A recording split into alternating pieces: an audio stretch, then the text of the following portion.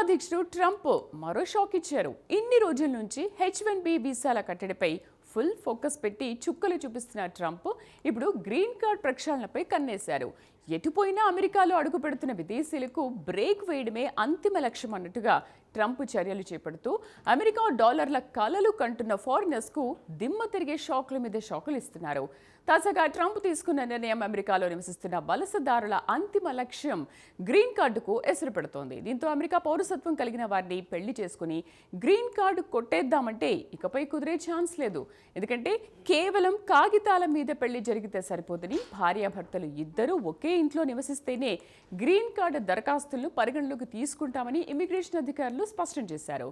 దీంతో వేలాది మంది భారతీయులు గ్రీన్ కార్డ్ కోసం అమెరికాలో స్థిర నివాసం ఏర్పాటు చేసుకోవడానికి కంటున్న కలలకు బ్రేక్ పడినట్లే. ఇక అమెరికాలో నివసిస్తున్న వలసదారుల అంతిమ లక్ష్యం గ్రీన్ కార్డ్ సాధించడమే. అమెరికాలో శాశ్వత నివాసానికి పౌరసత్వం పొందడానికి very short cut route America పౌరసత్వం ఉన్న వారిని పెళ్లాడటం.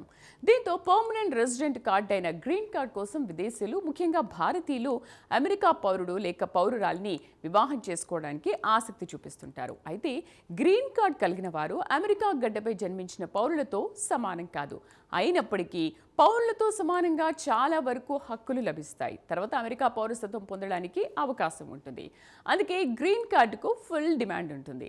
అయితే ట్రంప్ పెట్టిన కొత్త కండిషన్తో ఇక నుంచి అమెరికా పౌరసత్వం కలిగిన వారిని పెళ్లి చేసుకుని గ్రీన్ కార్డ్ కొట్టేద్దాం అనుకుంటే కుదరదని అమెరికా ఇమిగ్రేషన్ అటార్నీ బ్రాడ్ బెన్స్టీన్ తేల్చి చెప్పారు. ఇలాంటి పెళ్లితో గ్రీన్ కార్డ్ రావడానికి గ్యారెంటీ ఉండదని వెల్లడించారు. మీరు కేవలం బంధంలో ఉన్నంత మాత్రాన గ్రీన్ కార్డ్ రాదు, కలిసి నివసిస్తేనే వస్తుంది అని తెలిపారు.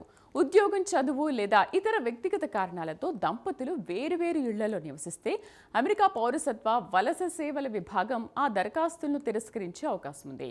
కేవలం ఇమిగ్రేషన్ ప్రయోజనాల కోసమే పెళ్లి చేసుకున్నారా అనే కోణంలో అధికారులు లోతైన విచారణ జరుపుతున్నారు.